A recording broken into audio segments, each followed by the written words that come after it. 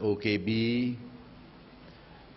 ahli-ahli jawatankuasa Persatuan OKB, ahli-ahli jawatankuasa pemikir, panel pemikir Persatuan OKB, jawatankuasa kerja penganjur untuk Majlis Himpunan Kasih, seterusnya petugas-petugas, hadirin hadirat, saudara-saudari, tuan-tuan dan puan-puan, adik kakak yang saya hormati sekalian. Alhamdulillah, terlebih dahulu marilah kita sama-sama melahirkan rasa syukur kepada Allah SWT kerana dengan izinnya pada malam ini sekali lagi Persatuan OKB dapat berhimpun, dapat beri makan dan kita dapat berjumpa, mempereratkan lagi silaturahim di antara kita. Ini kita bersyukur yang amat sangat kepada Allah Subhanahu Wa Taala. Yang keduanya, saya nak maklum pada hari ini, pada malam ini adalah merupakan satu malam yang bersejarah dan bertuah bagi kita. Kerana walaupun ini merupakan perhimpunan kedua kita, dulu kita pernah buat hari raya, majlis hari raya. Tetapi ianya waktu itu orang terlalu ramai, kita buat open air, ianya a bit kelang kabut. Jadi hari ini lebih proper dan sound system pun better, lebih baik daripada semasa hari raya itu hari. Datuk you ingat Datuk? Jadi kita boleh ambil peluang untuk malam ni sikit sebanyak berjumpa, bercakap kerana dalam keadaan yang orderly manner. Tuan-tuan dan puan-puan sekalian, Persatuan OKB ditubuhkan banyak serampan, banyak matlamat, banyak tujuan. Antaranya ialah yang paling utama. Yang paling utama untuk kita mengumpul semua orang-orang Kota Baru bersama dalam satu kumpulan dan satu organisasi supaya ianya menjadi satu kumpulan yang ada networking antara kita. Dan hari ini kita melihat matlamat ini telah kita capai. Dengan terbuktinya kita berjaya menganjurkan Majlis Himpunan Kasih satu hati, satu suara, satu hati orang Kota Baru. Kita telah berjaya menganjurkan Himpunan Kasih ini yang mana organisasi lain mungkin tidak boleh nak menempatkan perjumpaan kita, dinner kita, jamuan kita ini di dalam premis kerajaan. Malai pula tu. Bukan siang. Dan dewan yang 100% dimiliki oleh kerajaan, oleh Kementerian Dalam Negeri. Kenapa kita boleh buat ni? Because of our networking. Kita ada KSU, Kementerian Dalam Negeri, Datuk Rahim Radhi. Baru tak sampai sebulan jadi KSU. Sudah boleh bantu kita untuk memberi dewan ini. Ini kelebihan networking. Kita ada Datuk Amir Ali Maidin, Toke Maidin. Bukan manager, bukan general manager, bukan managing director. Beliau adalah Toke Maidin. Beliau yang mengembangkan Maidin, yang membesarkan Maidin. The owner of Maidin. Ada dengan kita. Tidak Toke boleh cut, OKB boleh diskaun kalau tidak ada kuasa-kuasa gaib daripada atas Maidin itu. Datuk Amir beritahu saya saat ni, saya tanya berapa persen bui ni pasal Syekh Dazuki Soho ni boleh diskaun Maidin ni. Pasal Maidin ni murah, dah beri diskaun lagi. Mes-mes for free kot tu. Takut jadi free, dia murah dah, dia beri diskaun lagi. Jadi tak ada. Tak. Dia kata setengah-setengah item it can be up to 30% discount. Misalnya baju dekat raya ni. Dah. Kalau mana tak ada kad OKB lagi, cepat-cepat ambil kad OKB. This is networking. Itu sebabnya pentingnya. Dan malam ini saya lihat ramai rakan-rakan kita yang dulu lama saya tak jumpa. Profesor Nazla, Iron Man pun ada, Izaning. Nak botak dah tu. Nah, ada lama tak jumpa, baru tahu dia profesor apa semua. Doyek pun ada, yang buat IT, ramai. Datuk Syed Zainal, Proton pun ada bersama kita. Datuk Irwan, orang Kota Baru. Datuk Irwan, siswa sulit kanan Datuk Mustafa Muhammad pun ada juga sekali dengan kita sini. Ramai ada, kalau saya nak sebut semua tak boleh. Profesor Datuk Dr. Hussein, bekas Provos UiTM Kelantan pun ada juga. Ramai ada yang orang hebat-hebat. Bermaknanya orang Kota Baru ini orang yang hebat. Orang Kota Baru ini orang yang hebat. Kalau kita tidak ada pertubuhan, kalau kita tidak ada sarai untuk kita bakal masuk, kita tak akan jumpa. Sebab itu matlamat utama kita untuk menubuh persatuan orang Kota Baru, untuk kita memanggil semua, mengajak semua, kita jemput semua orang Kota Baru untuk bersama kita. Yang pentingnya supaya kita eratkan lagi silaturahim kita di antara rakan-rakan daripada sekampung. Itu yang pertama. Yang kedua, saya nak maklum bahawasanya yang paling menarik, syarat untuk menjadi ahli orang Kota Baru.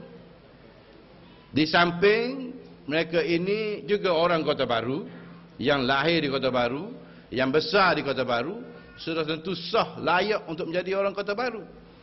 Tak apa mengira kaum, macam Syekh Ruzuki kata saat ni. Sah, jadi boleh jadi ahli orang Kota Baru. Yang kedua, jika ada hubungan dengan orang Kota Baru. Contohnya, kahwin dengan orang Kota Baru, pun boleh jadi ahli orang Kota Baru. Yang ketiganya, beranak tidak beranak Kota Baru, nikah tidak nikah orang Kota Baru, tapi ada hubungan dengan orang Kota Baru. Hubungan lagu mana? Paling kurang ngaji di Kota Baru. Sepak pelak. Datuk Rahim belajar di Kota Baru. So dia layak untuk menjadi ahli orang Kota Baru. Yang keempat, beranak tidak Kota Baru, bukan darah orang Kota Baru, nikah bukan dengan orang Kota Baru, hijau tidak dengan orang Kota Baru, sekolah tidak di Kota Baru, tapi dia pengundi Kota Baru.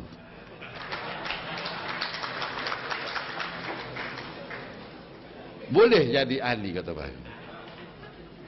Yang kelima, syarat yang kelima, orang yang minat untuk membantu, untuk bersama dengan kita. Dia tak ada kena-mena kita, tetapi dia minat, dia nak bantu, dia nak join. Apa salahnya? Bagaimana Datuk Radhi? Nah, dia minat untuk bersama kita, tapi besan dia orang Kota Baru saja tak? Besan dia orang Kota Baru ke? Bukan juga. Tapi dia minat. So far, saya nak beritahu Datuk Radhi, setiap kali kita beripung, kambing 2-3 ekor tak sakit. Ini Datuk Radhi. Saudara-saudari, tuan-tuan dan puan yang saya hormati sekalian, itu persatuan orang Kota Baru. Matlamat untuk kita bersama, untuk kita sikit sebanyak membantu antara kita sesama kita, terutamanya orang lama. Bagaimana saya sendiri, orang tua dah, Datuk Amir pun orang tua dah juga, tapi ramai lagi orang muda-muda yang perlu mengenali kita, yang perlu mengenali sesama kita, supaya kita dapat membina orang muda dan orang baru ini menjadi orang yang berguna, berjasa kepada agama, bangsa dan negara. Ini penting. Kita berada di Kuala Lumpur, di luar Kelantan sekian lama. Kadang-kadang kita rasa selesa di sini, tetapi kita juga melalui persatuan ini perlu berfikir, perlu mengambil kesedaran bahawasanya di negeri Kelantan masih banyak lagi perlu bantuan kita, masih banyak lagi perlu pertolongan kita, masih banyak lagi perlu untuk kita memberi sumbangan. Kerana kalau kita lihat di Kota Baru di Kuala Lumpur ini, kita berada dengan serba lengkap prasarana dan kemudahan. Tapi di Kelantan tidak serupa. Sebab itulah timbul nak buat highway rakyat. Kalau kita fikir secara logik, tidak menasabah nak buat highway yang menelan belanja 1.8 bilion, 1,800 juta. 1,800 juta nak buat highway untuk kita kutip sumbangan daripada rakyat. Siapa bila nak boleh selesai? Janganlah highway yang digembar-gembur untuk dibina ini menjadi sebagaimana masalah air juga di Kelantan. Air di Kelantan juga masalah. Dan apabila ditanya dari Dewan Undangan Negeri, jawapan rasmi kerajaan negeri dalam Dewan Undangan Negeri, air di Kelantan hanya boleh diselesai dalam tahun 2027. 15 tahun lagi. Ini jawapan rasmi di dalam Dewan Undangan Negeri. Saya percaya kalau highway rakyat yang dikatakan ini untuk kutip sumbangan, mungkin ianya lebih daripada 15 tahun untuk siap. Jadi sebab itu, memang kita sebagai orang Kota Baru, sebagai orang Kelantan, perlu memikir soal ini. Saya bersama dengan Datuk Mustafa Muhammad dan rakan-rakan lain di dalam parti UMNO dan Barisan Nasional di Kelantan, sentiasa berusaha berfikir apa yang patut kita buat untuk mensejahterakan bukan saja orang Kota Baru, tetapi juga orang Kelantan keseluruhannya. Bukan sekadar untuk membangun dan memaju secara fizikal, tetapi ianya penting untuk memberi kemudahan, kesenangan dan juga kemakmuran kepada rakyat Kelantan dan orang Kota Baru itu sendiri. Sebab itu kalau Syekh Razukri kata saya suruh janji nak buat, kalau benar Kelantan nak buat highway, saya tidak rasa risau, sebab ini memang dalam perancangan Barisan Nasional akan membina highway daripada Kota Baru, Macang, Kuala Krai, Gua Musang. Semua kita akan bina. Macang Pasir Putih, Macang ke Jeli, Macang ke Tanah Merah. Semuanya ini akan memudahkan lagi orang kita, orang Kelantan bergerak. Supaya kita orang Kota Baru yang berada di luar balik hari raya nanti, tidak sapalah 20 jam nak sapa Kota Baru tu. Tidak kan ni? Supaya boleh sapa cepat. Jadi sebab itu, Kerajaan Negeri Kelantan dapat menghidu bahawasanya Barisan Nasional akan membuat highway selepas pilihan raya ini nanti. Sebab itu dia cepat-cepat. Dia cepat-cepat buat majlis pecah tanah highway itu. Baru nak kutip derma, baru nak kutip sumbangan. This is unfair. Orang panggil menipu ni. Kerana baru nak pecah tanah, dah pecah tanah, baru nak kutip sumbangan untuk membiayai pembinaan highway itu. Saudara-saudari, tuan-tuan dan puan-puan, mengikut rekod di negeri Kelantan, kadang-kadang kita rasa sedih, kadang-kadang kita rasa nyanyo kepada orang Kelantan. Mengikut rekod dalam tahun 96, kerajaan negeri telah membuat satu majlis peletakan batu asas pembinaan jambatan retak daripada Kampung Cina ke Black Bear. Letak batu asas. Panggil tu aku pergi letak batu asas. Letak batu asas nak buat retak Kampung Cina ke Black Bear. Sehingga hari ini, retak tahu mana batu asas naik lumut. Okey? Tahun 2004, akhir tahun 2004, pilihan raya kecil Pekalan Pasir. Orang Pasir Mas kata kita nak pasar baru. Kerana pasar Pasir Mas terbakar. Maka dua-dua parti pakat usaha ikhtiar, janji nak buat pasar ke apa semua. Parti PAS, kerajaan negeri lebih cekap. Beliau bukan sekadar berjanji.